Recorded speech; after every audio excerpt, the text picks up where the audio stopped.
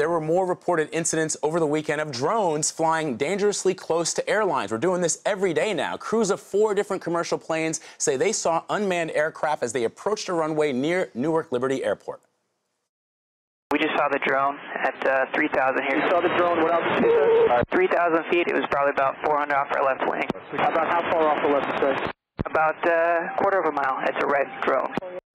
Wow. Well, all flights landed safely and there were no delays. Kris Van Cleave joins us now with the latest. Kris, thanks for being with us. Tell us what you know about this incident. Sure. So this was Sunday around noon. 4 different commercial airliners coming in to land at Newark Airport in New Jersey, just outside of New York City, reported seeing a drone flying between 2,000 and 3,000 feet. They were roughly 8 to 13 miles from the airport when they spotted this drone. And this comes as the FAA has seen a real spike in pilot-reported drone sightings across the country over the last few weeks. This really has become almost a daily occurrence where you're getting clusters of drone sightings around airports.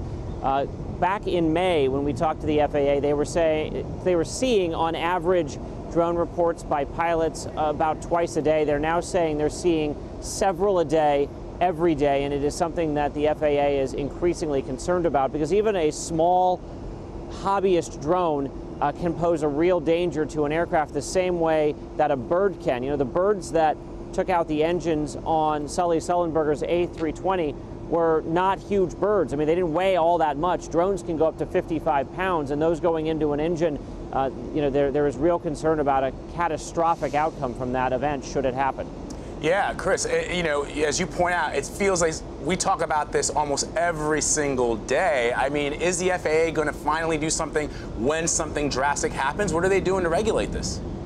Well, it is already illegal to operate a drone near an airport. The issue is, how do you catch the people doing it? That is one challenge. Now, around 20 members of the California congressional delegation have written a letter to the FAA encouraging them to require software be built into drones that would prevent them from flying around restricted airspace.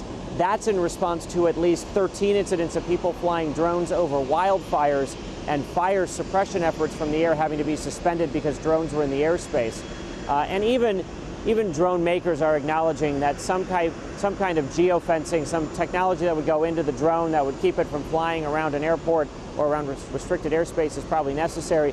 But drone makers also point out that it may be necessary to essentially publicly shame drone users into following the rules. The number of drones being bought by hobbyists is growing exponentially year to year. So there are simply more of these drones, substantially more than there were last year, that are out flying around. So that's part of why we're seeing more of these incidents.